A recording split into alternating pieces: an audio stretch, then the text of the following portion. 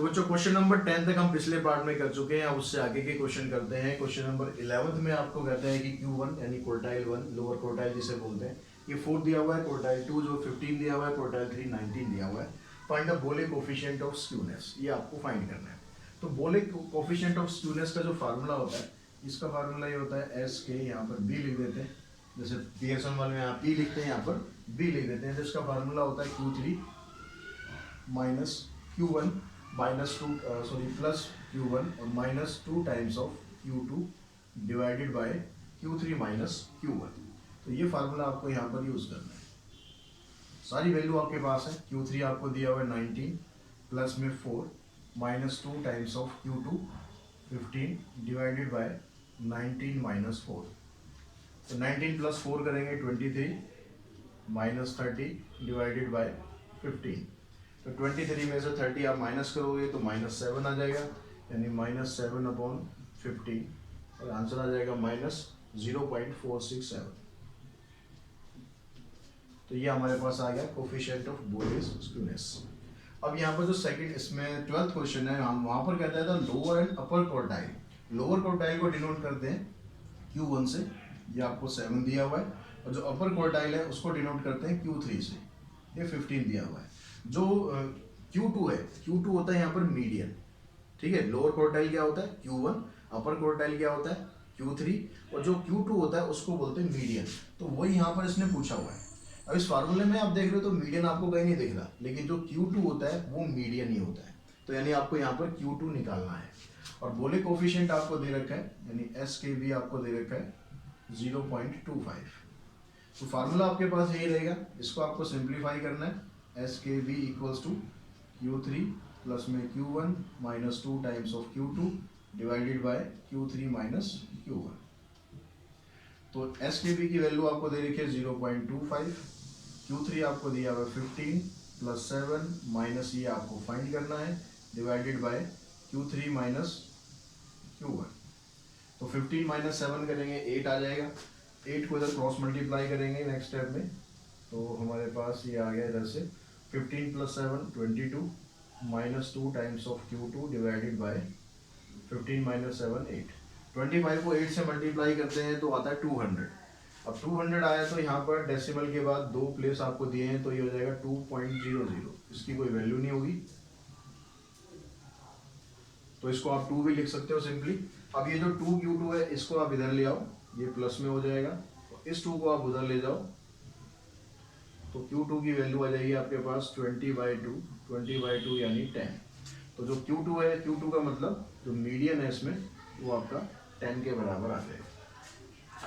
अब next question की अगर बात करें, क्वेश्चन नंबर 13, यहाँ पर कहता है in a frequency distribution coefficient of skewness based on quartile. सीधा सीधा नहीं बोल रहा है, आपको घुमा फिरा के बोल रहा है कि जो स्क्यूनेस क्वार्टाइल के ऊपर बेस्ड होता है उसकी वैल्यू आपको 0.25 दे रखी है। अब जो क्वार्टाइल कोफिशिएंट जो उसके ऊपर बेस्ड होता है क्वार्टाइल के ऊपर, वो कौन सा होता है, बोले कोफिशिएंट होता है। तो यानी जो वैल्यू आपको दे रखी है बोले कोफिशिएंट की, वो उसने दे रखी है आपको 0.25। तो कार्बोरेशन कोफिशिएंट होता है वो किसके ऊपर होता है, डिपेंड होता है मीन और मीडियन और मॉड के ऊपर, और जो बोले है ये क्वार्टाइल के ऊपर। If the sum of the upper quartile and lower quartile is 80, sum दिया हुआ है यानी Q3 प्लस Q1 का सम आपको दिया हुआ है 80, और मीडियन दिया, मीडियन मतलब Q2 दिया हुआ है आपको 35। Find the value of upper quartile and lower quartile. तो पहले तो आप क्या करो, फार्मूला पुट करो सीधा सीधा एस के बी का फार्मूला हो गया आपके पास क्या, Q3 प्लस में Q1 minus 2 times of Q2 divided by Q3 minus Q1। S के बी आ गया आपके पास कितना 0.25, Q3 प्लस Q1 दोनों का सम आपको दिया हुआ है 80 माइनस 2 टाइम्स ऑफ दिस, इसका डबल करेंगे तो आ जाएगा 70 Q3 माइनस Q1। इसको क्रॉस मल्टीप्लाई करो, Q3 माइनस Q1 को इधर ले आओ और इसको इधर ले आओ, तो Q3 माइनस Q1 इधर से आ जाएगा 80 माइनस 70 10 हो गया, और इधर से आ गया 0.25। अब यहाँ से डेसिमल आप हटाओगे तो ये कितना बन जाएगा 1000 डिवाइडेड बाई 25 से इसको डिवाइड करोगे, ये आ जाएगा 40, यानी Q3 माइनस Q1 की वैल्यू आ गई 40। अब आपके पास Q3 प्लस Q1 की वैल्यू 80 है, तो यहाँ पर आप एलिमिनेशन मेथड यूज कर सकते हो। Q3 प्लस Q1 ये तो आपके पास 80 है, और Q3 माइनस Q1 ये आ गया आपके पास 40, ये कैंसिल हो गया। 2 times of Q3 equals to 120, यानी Q3 की वैल्यू क्या आ गई 60 आ गई। अब इस Q3 की वैल्यू को आप यहाँ पर पुट कर दो, तो ये क्या बन जाएगा 60 प्लस Q1 इक्वल्स टू 80, यानी Q1 की वैल्यू आ जाएगी 20। तो इसमें Q1 आपके पास 20 आ जाएगा और Q3 60 आ जाएगा। तो क्वेश्चन नंबर 14 में आपसे पूछा गया फाइंड द बोले coefficient of skewness for the discrete data. Data यहाँ पर डिस्क्रीट आपको दिया हुआ है। अब बोले कोफिशिएंट निकालने के लिए आपको क्वार्टाइल निकालने हैं। क्वार्टाइल निकालने आई थिंक आपको आते नहीं है अभी तक, ध्यान से समझ लेंगे। पहले मैं बता रहा हूँ आपको क्वार्टाइल Q2 हम क्या होता है Q2, जैसे मैं आपको पहले बताया वो होता है मीडियन। तो मीडियन जब इस डाटा का हम निकालते हैं तो सबसे पहला काम तो होता है आपको CF निकालना है। तो CF आपके पास आ गई 4 प्लस 6 10 और 8 18 18 9 27 प्लस 7 34 प्लस में 8 42, और यहाँ पर आ गया ये 48। इसका जो टोटल है इसको भी आपको चेक कर लेना कि 48 ही आ रहा है नहीं आ रहा। 4 प्लस 6 10 18 27 34 42 और 6। बहुत से बच्चे ऐसे लिख देते हैं कि जो यहाँ पर है वो यहाँ पर है, तो ऐसा नहीं करना, टोटल भी चेक कर लेना, कहीं अगर मिस्टेक हो रही है तो आपको पता लग जाता है, फायदा ये होता है। अब इस तरह के जो डाटा में हम निकालते हैं मीडियन, तो मीडियन के लिए हम क्या करते हैं, सबसे पहले हम फाइंड करते हैं n/2। तो n/2 यहाँ पर कितना आ रहा है 48/2 यानी 24। तो 24 को आप यहाँ चेक करते हैं CF में। अब 24 आपको है नहीं, मिलेगा नहीं, यहाँ पर मिल भी सकता है किसी किसी क्वेश्चन में, लेकिन यहाँ पर नहीं है। तो 24 से अगली जो वैल्यू आ रही है 27। तो 27 के सामने जो xi होती है वो आपका क्या बन जाता है, मीडियन बन जाता है। तो मीडियन की जो वैल्यू है वो आपकी क्या आ गई, तो यहाँ से Q2 की जो वैल्यू है वो क्या आ गई आपके पास 22। समझ में आ गया Q2 कैसे निकालते हैं। ऐसे जब आप Q1 निकालते हैं तो Q1 मतलब क्वार्टाइल 1, लोअर क्वार्टाइल भी जिसे हम बोलते हैं, उसको निकालने के लिए चाहिए होता है आपको n/4 यानी 48/4। 48/4 करेंगे आ गया 12। अब क्या करो, आप 12 को चेक करो CF में, 12 नहीं मिलेगा तो उसके लिए क्या करना, उससे अगली टर्म पे चले जाते हैं। 12 से अगली टर्म क्या आ रही है 18। अब 18 के सामने जो xi है वो आपकी बन जाएगी Q1। वो कितनी आ रही है, 18 के सामने आ रही है 20। जो अपर क्वार्टाइल होता है जिसको हम बोलते हैं Q3, उसको निकालने के लिए चाहिए होता है आपको 3n/4। तो 3n/4 n/4 तो ये आया था आपके पास, तो ये 12 यानी 12 3 36 आ जाएगा। इसका मतलब 3 टाइम्स हो जाएगा। अब 36 को भी ऐसे ही चेक करेंगे, 36 नहीं मिला तो 36 से जो अगली टर्म है वो देखेंगे हम 42। 42 के इसके सामने क्या आ रहा है 27। तो Q3 हमारा क्या बन जाएगा 27। क्लियर, बात समझ में आ गई। बहुत आसान है क्वार्टाइल निकालना भी। मीडियन अगर आपको निकालना है तो क्वार्टाइल निकालने में कोई दिक्कत नहीं। अब बोले कोफिशिएंट लगा दो SKB, ये क्या था Q3 प्लस में Q1 minus 2 times of Q2 divided by Q3 minus Q1।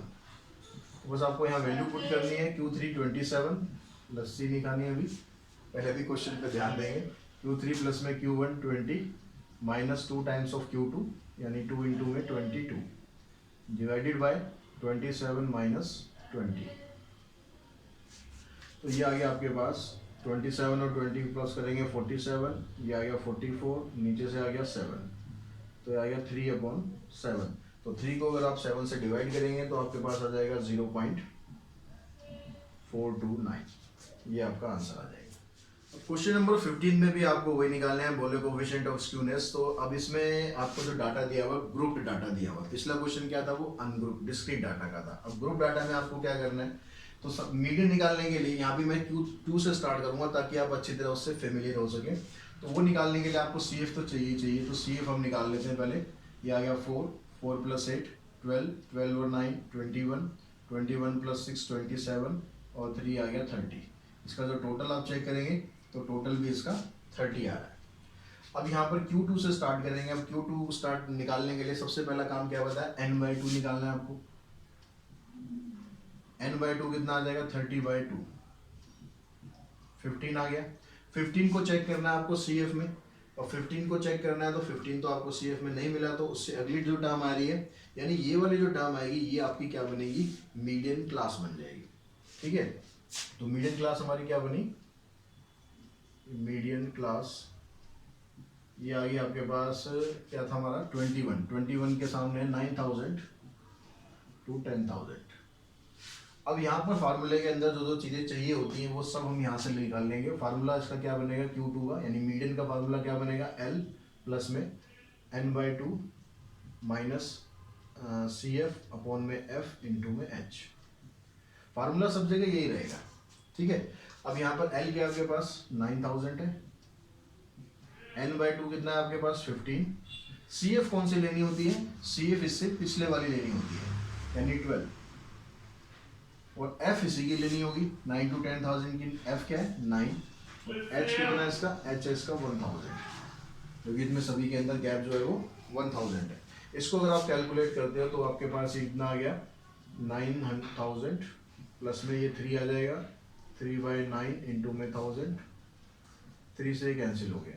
तो 1000 को अगर आप यहाँ 3 से डिवाइड करोगे, इसको एलसीएम वेलसीएम लेके 3 9 27 प्लस 1 28,000/3 ऐसे सॉल्व करोगे तो आपके पास आ जाएगा 9333.33। ये खत्म ही नहीं होगा, चलता रहेगा। ये तो निकल गया आपका Q2। अब बात करते हैं Q1। अब Q1 निकालने के लिए आपको क्या चाहिएगा, आपको चाहिएगा N/4, तो 30/4 करेंगे। अब 30/4 करोगे तो आ जाएगा 7.5। अब 7.5 को आपको चेक करना है, 7.5 को चेक करोगे यहाँ पर आ रहा है 12। अब 12 के सामने आपके पास CF क्या, वो क्लास इंटरवल क्या आ रहा है 8,000 to 9,000, ये आपका क्लास इंटरवल आ रहा है। अब यहाँ से आपके पास जब फार्मूला आप लगाओगे किसका, Q1 का, तो फार्मूले में जो हमने यहाँ मीडियन का फार्मूला लगाया था ना, Q2 का फार्मूला लगाया था, फार्मूला वही रहेगा, बस उसमें क्या चेंज आएगा, L प्लस N/2 की जगह N/4 हो जाएगा। बाकी सब कुछ वही रहना है, वैसे ही सिंप्लीफाई करना है आपको। तो यहाँ पर जो वैल्यू पुट करोगे L मतलब लोअर लिमिट इसकी आ जाएगी 8,000, N/4 7.5, CF इससे पहले वाली लेनी है 4, F इसी की लेनी है, F क्या है इसकी 8 इंटू में 1000। इसको हमने सिंप्लीफाई किया, तो सिंप्लीफाई करके इसका आ गया आपके पास 8,000, तो ये हो गया। 7.5 में से 4 को माइनस करोगे तो 2.5 यहाँ पर आ जाएगा, तो कितना आ गया यहाँ से, इसको मल्टीप्लाई करेंगे, आपके पास आ गया, सारा कैलकुलेट कर आके लिख दूँ मैं सीधा।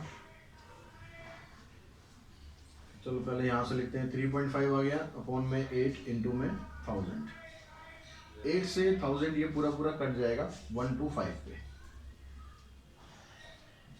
अब ये आ गया 8,000 प्लस में 3.5 को 125 से मल्टीप्लाई करेंगे तो आ रहा है 437.5, यानी ये आ गया 8437.5। अब जैसे हमने ये निकाला उसी तरीके से हम Q3 निकालते हैं। तो Q3 निकालने के लिए आपको चाहिएगा यहाँ पर n की जगह चाहिएगा 3n/4। अब 3n/4 करेंगे तो इसी का 3 टाइम्स कर देते हैं सीधा, तो कितना आ गया 22.5। अब 22.5 को फिर यहाँ पर देखेंगे, वो अगर नहीं मिला हमें तो उससे अगली टर्म पे जाएंगे। यहाँ पर क्लास इंटरवल हमारा ये आ रहा है, तो फार्मूला हमारा यहाँ भी सेम रहेगा। जब आप Q3 निकालेंगे तो ये हो जाएगा L प्लस में यहाँ पर आ जाएगा 3n/4 माइनस CF अपॉन में F इंटू में H। तो L आपके पास यहाँ पर क्या बना है, ये हम क्लास इंटरवल ले रहे हैं, तो ये 10,000 आ गया, 3n/4 22.5 है। CF हमें इससे पहले वाली लेनी है यानी 21, F इसी का लेना है यानी 6, और H आपके पास आ गया 1000। इसको हम सिंप्लीफाई करेंगे, यहाँ पर 10,000 22.5 में से 21 माइनस करेंगे तो 1.5 आ गया अपॉन में 6 इंटू में 1000। अब इसको यहाँ पर सिंप्लीफाई कर लेंगे, यहाँ पर बीच में प्लस है, यहाँ से इसका डेसिमल आप हटा दो, डेसिमल हटाओगे तो इससे ये कैंसिल, तो ऊपर आ जाएगा 1500। अब 1500 को 6 से आप डिवाइड कर लोगे, तो डिवाइड करने के बाद आपके पास ये बचेगा 250। तो 10,000 तो ये आया, प्लस में 250 ये आ गया, तो ये आ जाएगा आपके पास 10250। ये आ जाएगा क्या हमारा Q3। अब Q1 भी आ गया, Q2 भी आ गया, Q3 भी आ गया। अब फार्मूला हमें लगाना है बोले कोफिशिएंट का। फार्मूला इसका क्या था, SKB का Q3 minus Q1 plus Q1 minus 2 times of Q2 divided by Q3 minus Q1। सारी वैल्यू आपके पास है, इनको पुट करो 10250 प्लस में Q1 कितना है हमारे पास 8437.5 माइनस 2 टाइम्स ऑफ Q2। इस Q2 का डबल करके मैं पुट कर देता हूँ सीधा, तो ये आ जाएगा 2 3 6, एक ही प्लेस तक ले लेते हैं, 2 3 6, 2 3 6, 2 3 6, 2 9 18 divided by Q3 minus Q1 10250 minus 8437.5। ऊपर इन सबको आप प्लस सॉल्व करोगे तो सॉल्व करने के बाद सारा कुछ मैं लिख रहा हूँ डायरेक्टली 20.9 आ जाएगा। नीचे आपके पास 1812.5 आ गया। डेसिमल दोनों के बाद एक एक प्लेस पर ही है, तो उसको कैंसिल कर देंगे और डिवाइड कर देंगे तो आ जाएगा 0.011। ये आपका बोले कोफिशिएंट ऑफ स्क्यूनेस आ जाएगा। तो बच्चों क्वेश्चन नंबर 16 में आपको दिया है the first three central moment of a distribution are 0, 3 and 0.8। यानी जो यहाँ पर आपको μ1, μ2 और μ3 तीनों की वैल्यू आपको दे दी है। एक की वैल्यू 0 है, एक की 3 है और एक की 0.8 है। तो μ1 आपके पास यहाँ पर दे दिया इसने 0, μ2 दे दिया 3 और μ3 की वैल्यू आ गई 0.8। अब ये कहता है आपसे find the moment coefficient of skewness β1 and γ1। β1 और γ1 आपको फाइंड करने। तो जो β1 होता है इसका अगर हम फार्मूला देखें तो β1 के फार्मूले में क्या होता है, μ3 का स्क्वायर ऊपर होता है और μ2 का क्यूब नीचे होता है। तो जो μ3 का स्क्वायर है, μ3 की वैल्यू की आपके पास 0.8, तो यहाँ पर आप पुट कर देते हैं 0.8 का स्क्वायर डिवाइडेड बाय μ2 कितना है आपके पास 3 का करना है आपको क्यूब। तो इसका आपने स्क्वायर किया 0.64, इसका क्यूब करेंगे आ जाएगा 27। अब 0.64 को अगर आप 27 से डिवाइड करते हैं तो आपका आंसर आ रहा है 0.023। ये हमारा आंसर आ जाएगा। ठीक है, अब यहाँ से हमें इसके बाद निकालना है γ1। γ1 का फार्मूला क्या होता है, γ1 का फार्मूला होता है plus minus square root of β1। अब यहाँ पर आपको प्लस का साइन लेना है या माइनस का साइन लेना है, वो आपको कैसे पता लगता है, वो पता लगता है हमेशा μ3 से, क्योंकि जो μ2 होता है वो तो वेरिएंस होता है, तो वेरिएंस तो हमेशा पॉजिटिव आएगा ही आएगा। तो μ3 यहाँ पर पॉजिटिव है, तो बिकॉज μ3 यहाँ पर पॉजिटिव है यानी ग्रेटर देन 0 है, इसलिए जो γ1 की जो वैल्यू आएगी वो आप स्क्वायर रूट ऑफ कितना ले लेंगे, पॉजिटिव ले लेंगे। जो भी β1 की वैल्यू आई है पॉजिटिव में लेनी। तो β1 आपका कितना है 0.023, तो यहाँ पर आ गया 0.023। इसका अगर आप स्क्वायर रूट निकालते हैं तो इसका स्क्वायर रूट आ जाएगा 0.153। अप्रोक्सीमेटली ये वैल्यू आ जाएगी।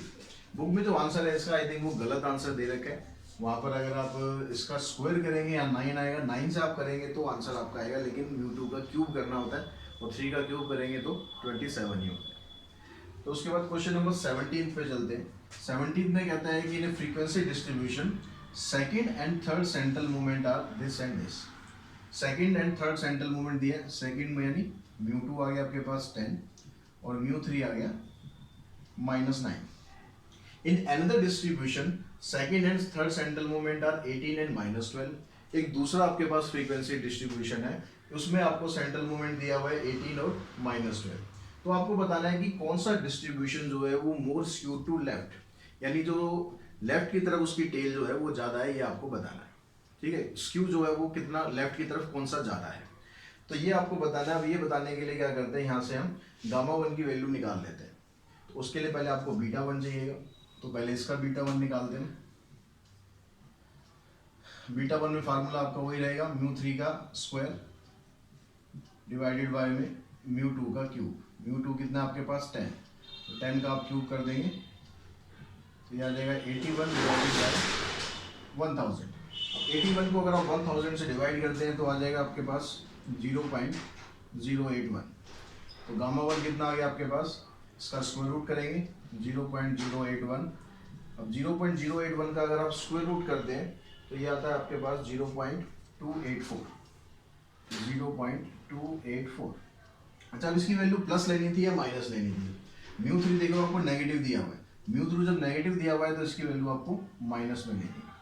तो γ1 की वैल्यू आ गई एक फ्रीक्वेंसी डिस्ट्रीब्यूशन के लिए -0.284। और उसके बाद जो दूसरा डिस्ट्रीब्यूशन है उसका निकाल लेते हैं। दूसरे डिस्ट्रीब्यूशन में आपको μ2 कितना दिया हुआ है, ये 18 दिया हुआ है और μ3 यहाँ पर -12 दिया हुआ है। तो फिर से आप पहले यहाँ से β1 निकाल लेंगे, तो μ3 का स्क्वायर करेंगे 144 आ जाएगा, और इसका क्यूब करेंगे 18 का अगर आप क्यूब करेंगे तो आएगा 5832। डिवाइड करने पर आ गया आपके पास 0.024। अब यहाँ पर भी जो μ3 है वो नेगेटिव है, μ3 यहाँ पर नेगेटिव है, तो जो गामा 1 निकालेंगे वो भी यहाँ पर नेगेटिव ही आएगा 0.024। ठीक है, इसका हमने स्क्वायर रूट निकाल दिया। अब 0.024 का स्क्वायर रूट निकाल रहे हैं तो ये आ रहा -0.154। अब आपको देखना है कि जो आपने पहले निकाला था गामा 1 और जो आपने बाद में गामा 1 निकाला उसमें से छोटा कौन सा है। जो जितना छोटा होगा, जितना नेगेटिव साइड होगा, वो उतना ही मोर स्क्यू टू लेफ्ट, यानी लेफ्ट की तरफ वो स्क्यू ज़्यादा होगा।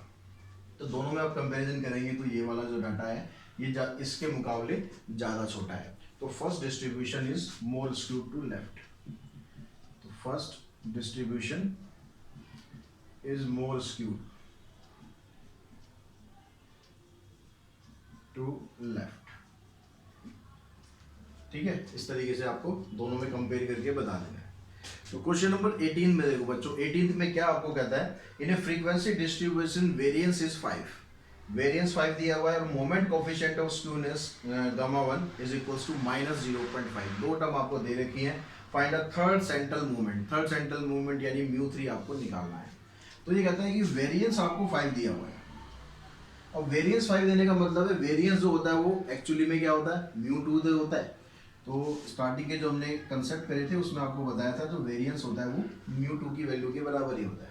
यानी μ2 आपको दे रखा है 5 और आपको गामा 1 दे रखा है -0.5। अब आपको थर्ड सेंट्रल मूवमेंट निकालना है, यानी μ3 की वैल्यू आपको फाइंड करनी है। तो ये सारा क्वेश्चन हमारा आ गया। अब इन सब के बीच में जो रिलेशन होता है, गामा 1 का जो फार्मूला होता है वो क्या होता है, स्क्वायर रूट ऑफ β1। अब यहाँ β1 की जो वैल्यू है वो आप पुट कर दो। गामा 1 की वैल्यू तो -0.5 दी हुई है, β1 की वैल्यू क्या होती है, μ3 का स्क्वायर डिवाइडेड बाय μ2 का क्यूब। अब यहाँ देखो ये μ3 का स्क्वायर है तो स्क्वायर से ये वाला रूट तो खत्म ही हो जाएगा। तो ये क्या हो जाएगा, -0.5 इक्वल्स टू μ3 बन गया। नीचे वाला square root as it is रहेगा, नीचे से मत हटा देना, ऊपर वाला square root as it is रहेगा, नीचे वाला एज इट इज नहीं रहेगा। तो नीचे वाले पे स्क्वायर रूट आपको रखना है और μ2 की जो वैल्यू है वो कितनी है आपकी 5। तो 5 का क्यूब आपको यहाँ पर पुट कर देना है। 5 का क्यूब करेंगे आपके पास आ जाएगा 125।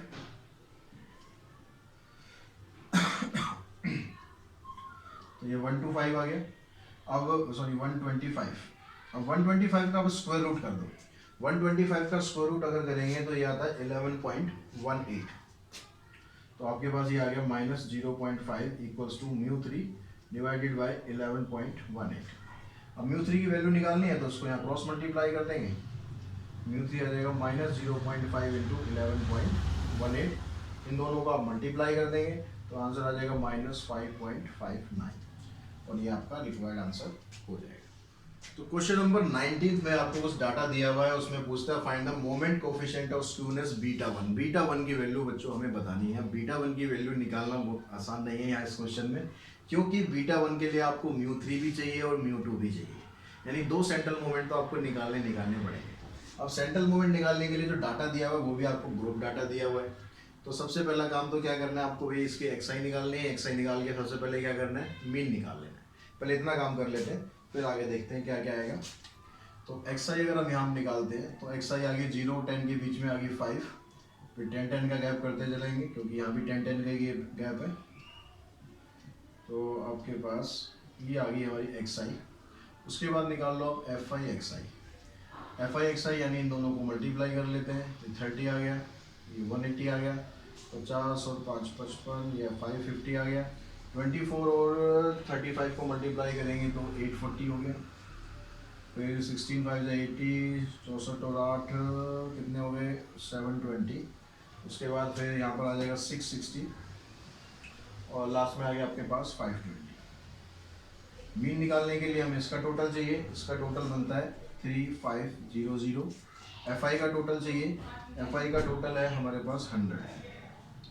तो सबसे पहले हम क्या करते हैं, मीन निकाल देते हैं। मीन आ गया भाई हमारे पास summation of F I X I formula तो याद होगा, भूले नहीं होंगे आई थिंक।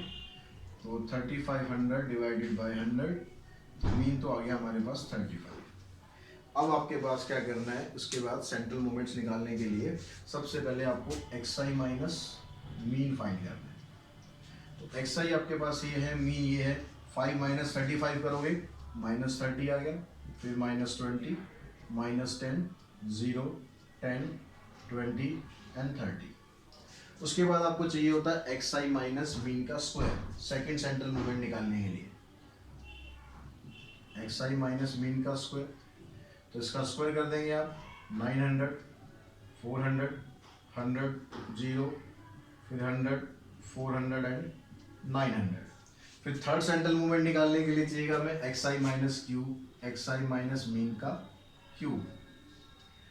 तो यहाँ पर अब इन दोनों को मल्टीप्लाई कर लो, 9 3 जा 27 27,000 4 2 जा 8 8000 माइनस 1000 0 1000 8000 और 27,000। अब क्योंकि यहाँ पर ग्रुप डाटा, अगर ग्रुप डाटा नहीं होता तो फिर इनसे ही हमारा निकल जाता सेंट्रल मोमेंट, लेकिन ग्रुप डाटा है और आपको एफ आई से इसको मल्टीप्लाई करना है। एफ आई से आप सिर्फ सेकंड वाले को कर लो और थर्ड वाले को करो, क्योंकि हमें सेकंड और थर्ड सेंट्रल मोमेंट ही निकालना है, म्यू वन की वैल्यू नहीं निकालनी। तो हम क्या करते हैं, एफ आई हमारी ये है, इससे हम मल्टीप्लाई करना चाह रहे हैं इसको। इनको मल्टीप्लाई करो, 6 9 जा 54, फिर यहाँ 12 हो जाए 48, तो यहाँ से इसको करेंगे 2200, फिर आ जाएगा उसके बाद 0। कैलकुलेशन जरा ध्यान से करना, इसमें कैलकुलेशन में गड़बड़ हो जाती है। 12 4 जा 48 और 8 9 जा 72। इसका टोटल करते हैं, इसको चेक भी कर लेते हैं हमारी ठीक आ रही नहीं आ रही है। तो यहाँ पर ठीक है, इसका जो टोटल आ गया आपके पास वो आ गया 26,000। उसके बाद क्या करना है आपको, एफ आई को मल्टीप्लाई करना है इससे। तो यहाँ पर 3 जीरो तो ये है, 6 7 जा 42 और 6 2 जा 12 12 प्लस 4 16, माइनस में आ जाएगा। फिर 12 से इसको करते हैं, 12 से इसको करना है, 12 8 जा 96, फिर 22 से इसको करेंगे -22, फिर तो 0 आना ही है। फिर उसके बाद 16 को मल्टीप्लाई करना है आपको इससे, 16,000, और फिर उसके बाद 8,000 को इससे, 12 8 जा 96, उसके बाद फिर 8 को करना है इससे, 8 7 जा 56 और 8 2 जा 16 प्लस 5, ये आ गया हमारे पास। इसको भी चेक कर लेते हैं और इसका जो टोटल है वो टोटल भी देखते हैं। टोटल आ गया इसका 48 और 000। अब उसके बाद क्या काम रह गया हमारे पास, सेंट्रल मोमेंट निकालना है, मतलब μ2 की वैल्यू निकालनी है। तो μ2 में फार्मूला क्या आ जाता है, summation of F I into X I minus mean का square divided by summation of F I. तो ये कितना है आपके पास, 26,000 डिवाइडेड बाय 100, तो कितना आ गया यहाँ पर 260 आ गया। ठीक है, उसके बाद ऐसे μ3 निकालते हैं।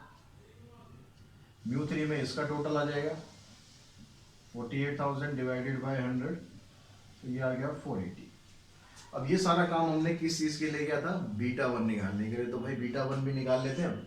तो बीटा वन की जो वैल्यू है वो क्या होती है, μ3 का स्क्वायर डिवाइडेड बाय μ2 का क्यूब। तो μ3 आपके पास आया यहाँ पर 480, 480 का स्क्वायर करेंगे और μ2 कितना है 260, 260 का क्यूब करेंगे।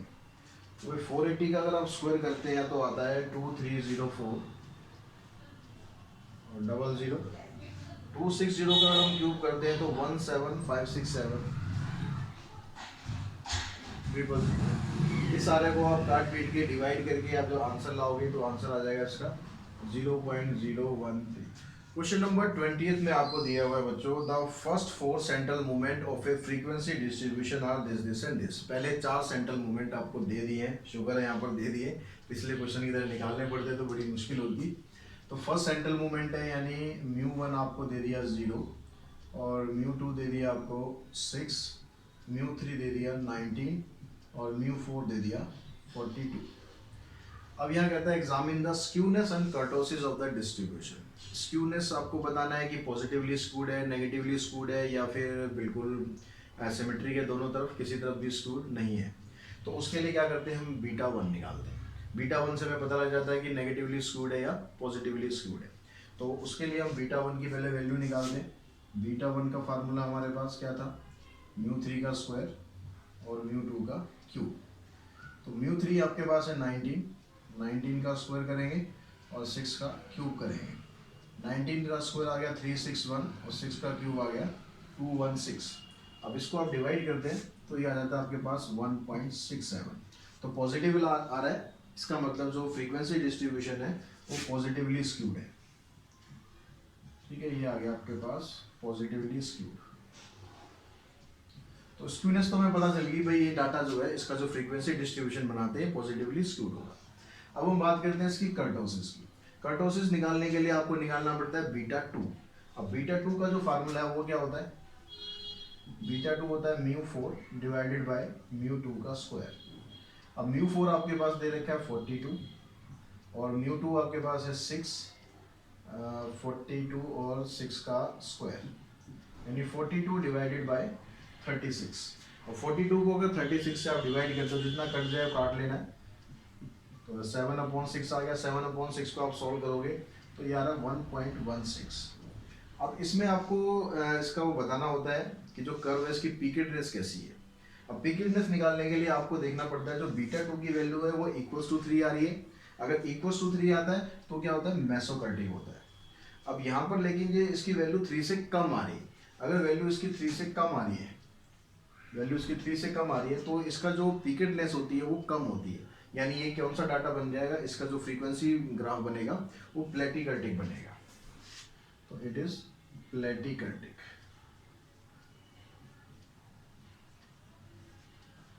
ठीक है, तो इससे हमें कर्टोसिस पता लग गया और साथ ही साथ हमें इसकी जो स्क्यूनेस है वो हमने पता लगा लिया। अब जो इसका नेक्स्ट क्वेश्चन है, क्वेश्चन नंबर 21, उसमें कहता है फॉर ए मेसोकार्टिक डिस्ट्रीब्यूशन। अब यहाँ पर देखो मेसोकार्टिक डिस्ट्रीब्यूशन दे दिया, यानी इसने क्या करा, इसने आपको बीटा टू की वैल्यू दे दी है कि बीटा टू आपका 3 है। ठीक है, 3 तरह के वो कर्टोसिस बताए थे आपको, लेप्टाकर्टिक और मेसोकार्टिक और प्लेटिकर्टिक। लेप्टाकर्टिक में क्या होता है कि जो वैल्यू होती है बीटा टू की ग्रेटर देन 3 होती है, अगर लेस देन 3 हो तो प्लेटिकर्टिक होता है और इक्वल्स टू 3 हो तो मेसोकार्टिक होता है। ठीक है, इसके अलावा स्टैंडर्ड डेविएशन आपको दे रहा है, ये क्या स्टैंडर्ड डेविएशन दे रहा है 0.4। स्टैंडर्ड डेविएशन मतलब वेरिएंस कितना हो गया इसका 0.16। अब जो वेरिएंस होता है वो क्या होता है, वेरिएंस होता है म्यू टू। तो आपको जो सेकंड सेंट्रल मूवमेंट है ये भी इसने दे दिया। तो यहाँ डायरेक्टली क्वेश्चन में कुछ नहीं दिया लेकिन सब कुछ दे भी दिया है। आपको बस फाइंड क्या करना है, फोर्थ सेंट्रल मूवमेंट फाइंड करना है, यानी म्यू फोर फाइंड करना है। तो फार्मूला आपके पास यहाँ B2 का है ही, बीटा टू का mu four divided by mu two का स्क्वायर। तो बीटा टू कितना है आपके पास 3 दिया हुआ है, म्यू फोर आपको फाइंड करना है, म्यू टू का स्क्वायर हो गया 0.16 का स्क्वायर। अब 0.16 का आप स्क्वायर करेंगे तो कितना आ जाएगा, और इसको यहाँ क्रॉस मल्टीप्लाई कर देंगे 3 के साथ जाके। 0.16 का स्क्वायर 16 का स्क्वायर होता है 256। डेसिमल 2 प्लेस के बाद है, यहाँ 4 प्लेस के बाद आ जाएगा तो 1 0 हो आएगी, यहाँ डेसिमल आ जाएगा। 3 से आप इसको मल्टीप्लाई कर लो, 3 6 18, 3 5 15 और 16, 3 2 6 और 7। तो आंसर आ गया इसका 0.768। क्लियर होगी बात यहाँ तक। तो क्वेश्चन नंबर 22 में दिया हुआ है for a leptokurtic distribution beta two equals to 4.3 and mu four equals to 10, calculate variance. Variance मतलब म्यू टू आपको फाइंड करना है। तो जो फार्मूला उसका होता है बीटा टू का, आपको पता ही है, बीटा टू का फार्मूला हो गया mu four divided by mu two का स्क्वायर। तो बीटा टू आपको दिया हुआ है 4.3, ये दिया हुआ है आपको 10, म्यू टू का स्क्वायर आपको फाइंड करना है। तो इसको क्रॉस मल्टीप्लाई करके इसको इधर ले जाते हैं तो म्यू टू का जो स्क्वायर है ये आ गया आपके पास 10/4.3। इसका डेसिमल आप हटाते हैं तो ये आ जाएगा 100/43। अब क्या करना है, म्यू टू की वैल्यू निकालने के लिए आपको इसको सिंप्लीफाई करना है। इसको अगर आप सिंप्लीफाई करोगे तो म्यू टू की जो वैल्यू है, म्यू टू का जो स्क्वायर है वो कितना आ जाएगा 2.32। और 100 को इससे डिवाइड करोगे तो ये आ गया। अब म्यू टू की वैल्यू निकालनी है तो आपको इसका स्क्वायर रूट करना पड़ेगा, और 2.32 का अगर आप स्क्वायर रूट करेंगे तो ये आ जाएगा आपके पास 1.52। और जो μ2 निकाला है आपने वो क्या है एक्चुअली में, वही तो वेरिएंस होता है, तो वेरिएंस आ गया इसका 1.52। नेक्स्ट क्वेश्चन में भी आपको ऐसे दिया है, for a certain distribution mean is 7। Mean आपको 7 दिया हुआ है, तो मीन यहाँ पर आपको दिया हुआ है 7। Standard deviation is 3, standard deviation 3 मतलब वेरिएंस 9 हो गया, वेरिएंस मतलब μ2 आपको दे दिया उसने 9। और क्या दिया हुआ है, beta 1 is 1.5, beta 1 is 1.5, beta 2 3.4। Find first 4 central moment. पहले 4 सेंट्रल मोमेंट बताने, μ1 μ2 μ3 μ4। μ2 तो देखो ऑलरेडी आपके पास आ चुका है 9, और जो μ1 होता है वो हमेशा 0 ही होता है, तो μ1 की वैल्यू हमारे पास आ गई, μ2 की वैल्यू हमारे पास आ गई। अब μ3 की वैल्यू निकालनी है, उसके लिए हम क्या करते हैं, बीटा 1 का फार्मूला लगा देते हैं। बीटा 1 में होता है μ3 का स्क्वायर डिवाइडेड बाय μ2 का क्यूब। तो बीटा 1 की वैल्यू हमारे पास है 1.5, μ3 हमें निकालना है, μ2 का क्यूब करेंगे, 9 का क्यूब कर लेंगे, 9 का क्यूब कितना आ जाएगा 729। इसको यहाँ पर क्रॉस मल्टीप्लाई करते हैं, तो यहाँ से आपके पास μ3 की वैल्यू आएगी, μ3 का स्क्वायर करोगे आप तो 1.5 इंटू में 729। इन दोनों को अगर आप मल्टीप्लाई करते हो तो आ जाएगा 1093.5। अब इसका अगर आप स्क्वायर रूट कर देते हैं तो μ3 की वैल्यू आपके पास आ जाएगी, और इसका स्क्वायर रूट क्या आ जाएगा आपके पास 33.07। ये तो हो गया μ3। अब रह गया μ4। μ4 निकालने के लिए आपको बीटा 2 दिया हुआ है इसने, बीटा 2 का फार्मूला आप लगा दो, μ4 डिवाइडेड बाय μ2 का स्क्वायर। बीटा 2 कितना है आपके पास 3.4 है, ये आपको फाइंड करना है। μ2 का स्क्वायर करेंगे यानी 9 का स्क्वायर हो गया 81, 81 को आप यहाँ मल्टीप्लाई कर देंगे तो μ4 की वैल्यू आ जाएगी 3.4 इंटू में 81।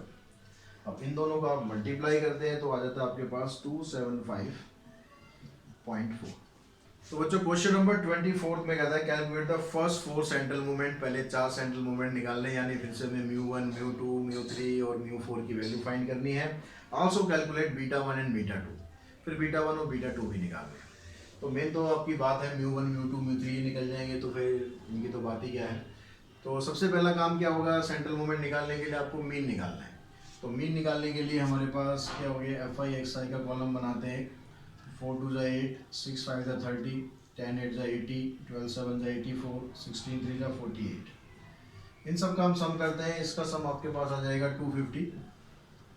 जो एफ आई का सम आ रहा है, एफ आई का सम आ रहा है आपके पास 25। तो मीन यहाँ से निकालते हैं, तो मीन का फार्मूला आ जाएगा summation of F I X I divided by summation of F आई, यानी मीन तो आ गया आपके पास 10। अब मीन 10 आ गया, उसके बाद हमें क्या करना है, सेंट्रल मोमेंट निकालने के लिए एक्स आई माइनस मीन आपको फाइंड करना है। तो एक्स आई आपके पास है, पहले 4 4 माइनस 10 करेंगे -6 आ जाएगा, 6 माइनस 10 करोगे -4, 10 माइनस 10 12 माइनस 10 16 माइनस 10। फिर हमें क्या करना है, एक्स आई माइनस मीन का स्क्वायर फाइंड करना है। इसका स्क्वायर कर लेते हैं, तो इसका स्क्वायर करके आपके पास ये आ गया। फिर इसका क्यूब भी करना पड़ेगा, क्यूब का मतलब है इन दोनों को मल्टीप्लाई कर लेते हैं। तो ये आ गया 16 4 64, 0 4 2 8, फिर यहाँ 2 1 6। फिर इसकी पावर 4 भी करनी पड़ेगी, क्योंकि 4 सेंट्रल मूवमेंट भी आपको चाहिए। तो इसका आपको स्क्वायर कर लेना है। तो 36 का स्क्वायर करेंगे तो आता है 1296। फिर 16 का स्क्वायर करेंगे तो ये आ जाएगा 2556 0। 4 का स्क्वायर करेंगे 16, फिर आ जाएगा 1296। अब उसके बाद क्या करना है, चारों आपके पास ही आ गए। इन चारों को किससे मल्टीप्लाई करना है भाई, एफ आई से मल्टीप्लाई करना है। एफ आई इंटू में x I minus mean. F I को इससे मल्टीप्लाई करना है तो आ गया -12, 5 4 20, फिर 0 7 2 14, 3 6 18। इसका टोटल भी करना है। इसका टोटल आप करोगे तो ये 32 आ गया, यहाँ से ये 32 आ गया, इसका टोटल तो 0 आ गया। F I into X I minus mean का स्क्वायर। अब स्क्वायर वाले कॉलम से मल्टीप्लाई करना है एफ आई को ही। 36 इंटू 2 और उसके बाद 16 5 80, फिर 0 आ गया। उसके बाद 4 7 का 28 और 36 को 3 से करेंगे तो आएगा 108। इसका भी आपको टोटल करना है, इसका टोटल आपके पास आ जाएगा 288। यहाँ तक हो गया। फिर उसके बाद क्या करना है, FI को x जो xi माइनस x मीन था उसकी पावर 3 थी, इससे भी मल्टीप्लाई करना है। अब इससे मल्टीप्लाई करते हैं यहाँ पर 2 को, तो ये आ जाएगा 432। फिर 64 से इसको मल्टीप्लाई करते हैं, 5 4 जा 20, 5 6 जा 30 और 2 32। फिर तो ज़ीरो आने ही आना है, सबसे बढ़िया रहता है ज़ीरो वाला कॉलम। फिर 8 7 जा 56। उसके बाद 2 1 6 को करते हैं 3 से, तो 3 6 जा 18, 3 1 जा 3 और 4, 3 2 जा 6। इन सबको आप ऐड करते हैं, तो इन सबको ऐड करने पर आपके पास आ जाएगा -48। फिर एक कॉलम और बनाना है, xi माइनस मीन का, xi माइनस मीन की पावर 4 से मल्टीप्लाई करना है, यानी इसको इससे मल्टीप्लाई करना है। तो आ जाएगा 2 6 जा 12, 2 9 जा 18 और 1 19, 2 2 जा 4 5 और 2 1 जा 2। उसके बाद फिर इसको इससे मल्टीप्लाई करना है, 5 6 जा 30, 5 5 जा 28, 28 और 25 और 3 28, 5 2 जा 10, 10 और 2 12।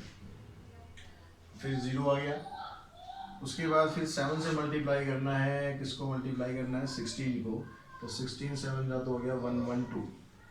फिर 3 से आपको इसको मल्टीप्लाई करना है, ये हो गया 3 6 जा 18, 3 9 जा 27 और एक 28, 3 2 जा 6, 6 और 2 8, 3 1 जा 3। इसका जब आप टोटल करेंगे तो इसका टोटल आ जाएगा 7 8 7 2। तो यहाँ तक आपने कर लिया, चेक कर लेते हैं एक बार, ठीक है। अब हमें सेंट्रल मोमेंट्स निकालने हैं, तो μ1 की जो वैल्यू है, μ1 की वैल्यू तो हमेशा जीरो आती है, वैसे में पता है। अगर वैसे भी करके देखोगे 0/FI, 0/25 जीरो आ गया। μ2 की वैल्यू अगर निकालेंगे, μ2 क्या आता है, इसका टोटल डिवाइडेड बाई 25, तो 288 डिवाइडेड बाई 25। अब 25 से डिवाइड करने के लिए मैंने आपको पहले भी बताया कि 25 से डिवाइड करना है तो आप 4 से मल्टीप्लाई कर दो। 4 से अगर आप मल्टीप्लाई करोगे इसे तो कितना आ जाएगा, 4 8 जा 32, 4 8 जा 32 और 3 35, 4 8 जा 4 2 जा 8 और 3 11, और 2 प्लेस के बाद आप डेसिमल लगा दो 11.53। ऐसे आप μ3 निकालेंगे तो इसका जो टोटल आएगा -48 डिवाइडेड बाई 25। इसको भी आप 4 से मल्टीप्लाई कर दो, 4 8 जा 32, 4 4 जा 16 और 3 19, 2 प्लेस के बाद डेसिमल माइनस साइन।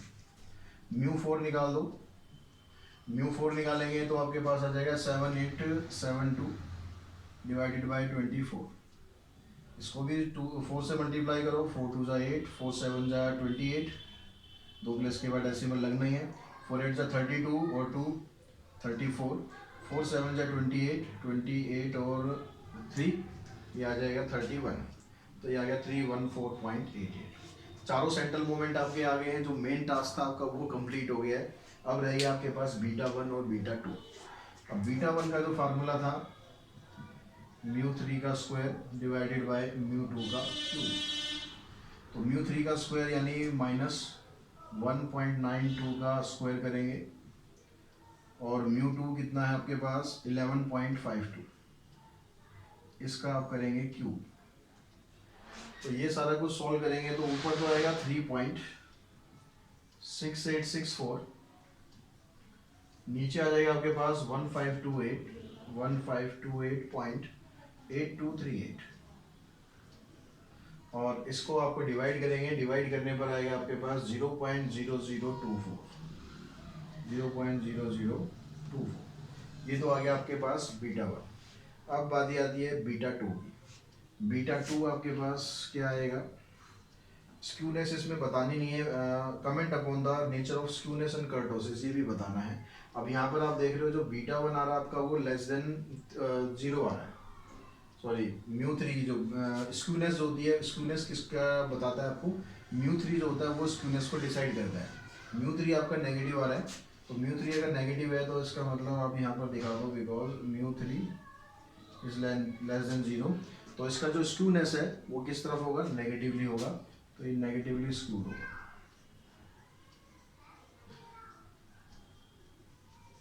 कर्टोसिस बताने के लिए आपको B4 निकालना पड़ेगा और B2 निकालना पड़ेगा। तो ये होता है ω4 डिवाइडेड बाय ω2 का स्क्वायर, सॉरी ओमेगा म्यू4 आपके पास आ गया 314.88 और म्यू2 हमारे पास है 11.52। इसका स्क्वायर करना है, इसको आप सिंप्लीफाई करते हैं तो ये आ गया 314.88, 11.52 का स्क्वायर करेंगे 132.71 आ जाएगा। इसको आप डिवाइड करेंगे तो ये आ जाएगा 2.37। अब β2 की जो वैल्यू आ रही है वो लेस देन 3 आ रही है, लेस देन 3 आ रही है तो इसकी जो कर्टोसिस होती है वो हम बताएंगे तो वो क्या आएगा, प्लेटिकर्टिक है ये, ठीक है। इसकी जो पीकेटनेस है वो कम है। तो इस तरह से इस क्वेश्चन के साथ हम ये एक्सरसाइज फिनिश कर देते हैं। आई होप आपको समझ में आ रहा होगा क्या मैं आपको समझाना चाह रहा हूँ, क्वेश्चंस आपको समझ में आ रहे होंगे। और अगर आपको सब पसंद आ रहा है कंटेंट चैनल का तो अपने दोस्तों के साथ ज़रूर शेयर कीजिए। आज की वीडियो में इतना ही, नेक्स्ट वीडियो में मिलते हैं बहुत जल्द। Thanks to